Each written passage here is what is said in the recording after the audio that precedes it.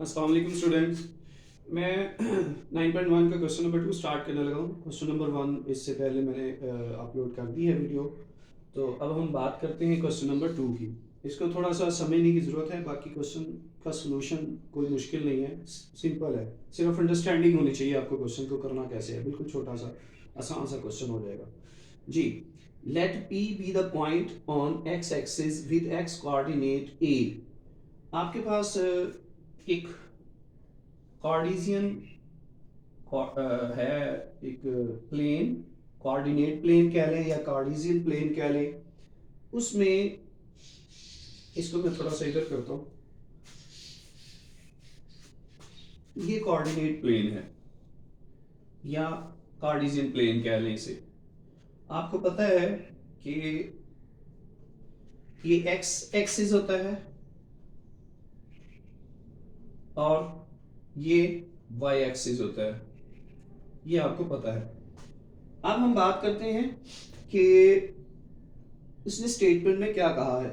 P be the point, P एक point है, ये हम सपोज कर लेते हैं पॉइंट P। ये आगे इसके कोऑर्डिनेट आएंगे, x कोऑर्डिनेट और y कोऑर्डिनेट। कहते हैं point P be the point on x axis with x coordinate a। ये जो पॉइंट P है ये कहाँ पे है? ये x एक्सिस पे है, इस लाइन पे है। सपोज कर लें कि यहाँ पे है, ये पॉइंट P है। अच्छा, x एक्सिस पे है और उसका x कोऑर्डिनेट जो है वो a है। यानी अगर मैं यहीं पे इसका कोऑर्डिनेट ड्रा करूं, x कोऑर्डिनेट, तो वो a होगा। ठीक है, तो यानी उसका x कोऑर्डिनेट क्या हो गया? a हो गया। अब आगे वो बात करता है q B the point on y axis. q एक दूसरा पॉइंट है, उसके हम बाद में बात करते हैं, पहले p को समझ लें। p पॉइंट का x कोऑर्डिनेट हो गया a। अब ये पॉइंट कहाँ पे है? x एक्सिस के ऊपर है। जब x एक्सिस के ऊपर है तो इसका जो y कोऑर्डिनेट है वो क्या होगा? ये बात समझने वाली है। अब y कोऑर्डिनेट देखें, y कोऑर्डिनेट का मतलब है y एक्सिस पे वैल्यू कहाँ पे है, कितनी ऊपर है कितनी नीचे है। तो आप देखें कि यहाँ पे पॉइंट है x एक्सिस के ऊपर, यानी इसकी वैल्यू ना y एक्सिस पे ऊपर को जा रही है ना नीचे को जा रही है, यानी ये पॉइंट है ही x एक्सिस के ऊपर, ना इस x एक्सिस से ऊपर है ना इस एक्सिस से नीचे है। इसका मतलब उसकी जो y एक्सिस पे वैल्यू है वो है ही कोई नहीं। मतलब पॉइंट लाई ही x एक्सिस पे करता है। इसका मतलब x कोऑर्डिनेट तो इसका a हो गया, यानी ये वैल्यू यहाँ पे है, यहाँ पे है, कहाँ पे है, वो वैल्यू ये आ गई। लेकिन आप देखें y एक्सिस पे तो ना ऊपर जा रहा है पॉइंट ना नीचे जा रहा है ही y एक्सिस के ऊपर। तो अगर पॉइंट y x एक्सिस के ऊपर है तो उसका y कोऑर्डिनेट जीरो होगा। तो हम यहाँ पे y कोऑर्डिनेट को लिख देंगे जीरो। ये पॉइंट P है, y कोऑर्डिनेट जीरो। तो अब हम बात करते हैं and Q B the point on y axis. अब एक दूसरा पॉइंट है Q, ये वाला पॉइंट था P। एक दूसरा पॉइंट Q हम लगा लेते हैं, सपोज कर लें वो यहाँ पे है, ये पॉइंट Q है इस y एक्सिस के ऊपर। तो y axis, Q B the point on y axis with y coordinate b, with y coordinate b, यानी इसका y कोऑर्डिनेट क्या है? b है। यानी इसके y कोऑर्डिनेट की value q point, y coordinate उसने कहा है इसका b है, तो x कोऑर्डिनेट कौन सा होगा? बिल्कुल इसी तरह जैसे हमने x एक्सिस पे वाले पॉइंट की बात की कि उसका y कोऑर्डिनेट जीरो है, इसी तरह से जो पॉइंट y एक्सिस के ऊपर होता है उसका x कोऑर्डिनेट जीरो होता है। x कोऑर्डिनेट से मतलब कि ओरिजिन से या राइट वैल्यू या लेफ्ट वैल्यू। तो ये पॉइंट है ही y एक्सिस के ऊपर है, ना राइट साइड पे है ना लेफ्ट साइड पे है।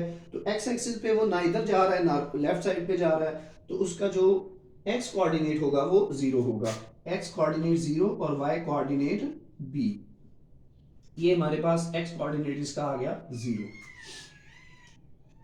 अब यहाँ पे उसने क्वेश्चन आपको दिया है कि वन में a is equal to 9 and b is equal to 7।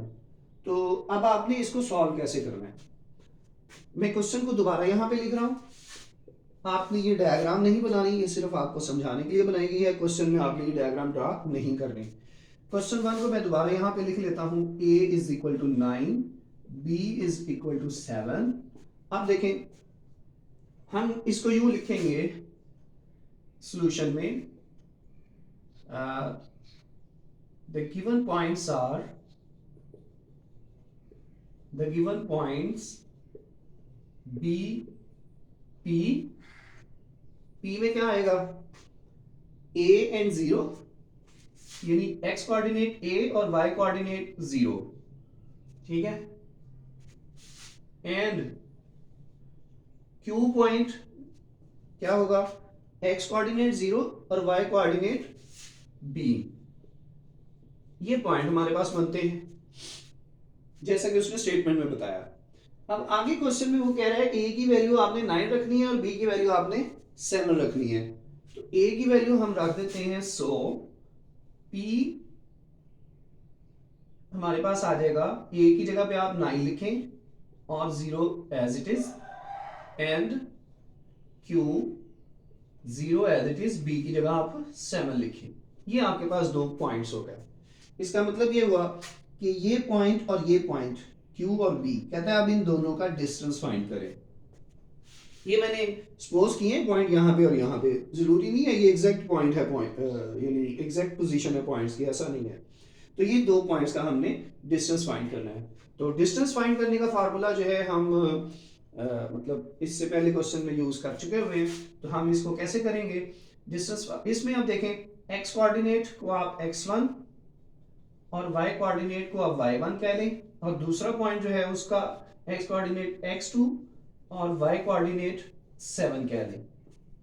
तो अब हमारे पास फार्मूला आएगा x2 माइनस x1 का whole square plus y2 minus y1 का होल स्क्वायर स्क्वायर रूट।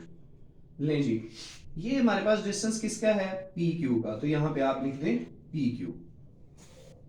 चलिए जी, अब वैल्यूज पुट करें। x2 की जगह आप क्या लगाएंगे 0, x1 की जगह लगाएंगे 9 प्लस y2 की जगह आप लगाएंगे 7, y1 की जगह पे आप लगाएंगे 0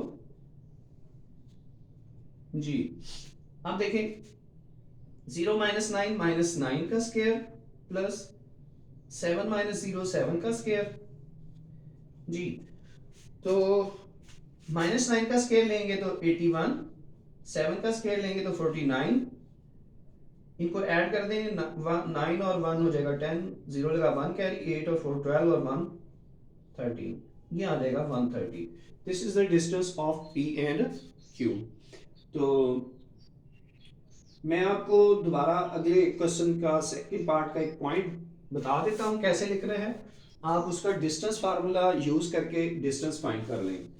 इसमें एक मैं बताता हूं आपको, हमारे पास है इसका 6 पार्ट देख लें, लास्ट वाला a is equal to -9 and b is equal to -4।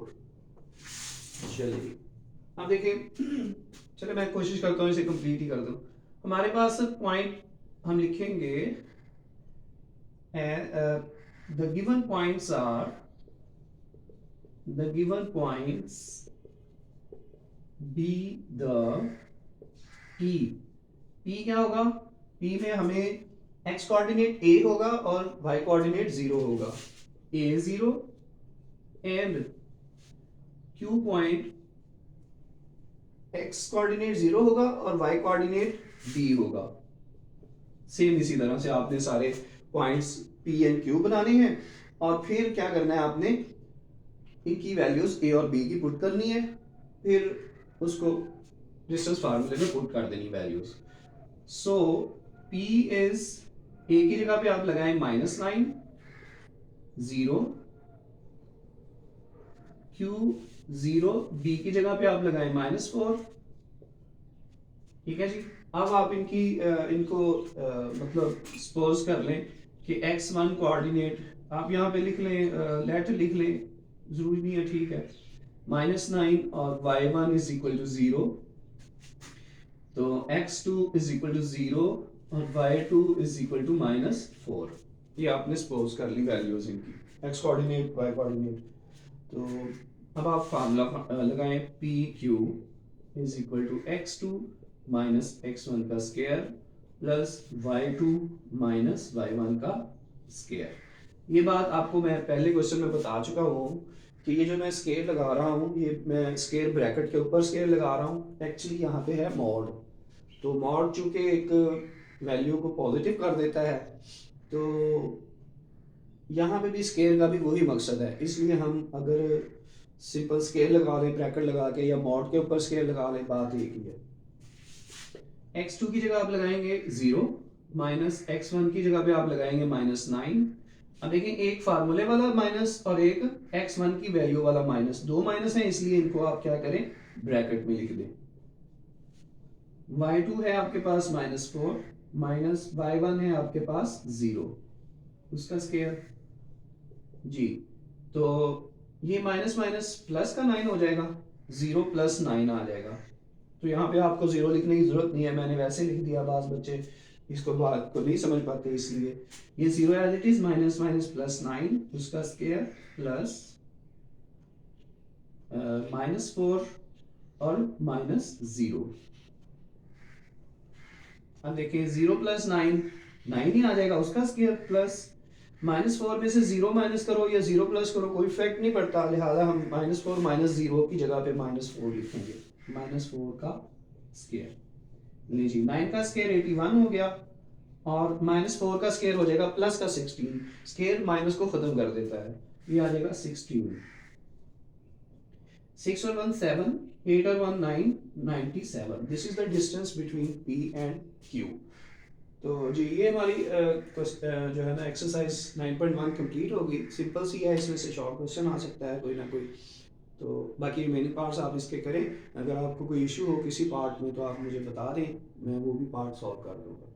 ठीक है जी, अस्सलाम वालेकुम।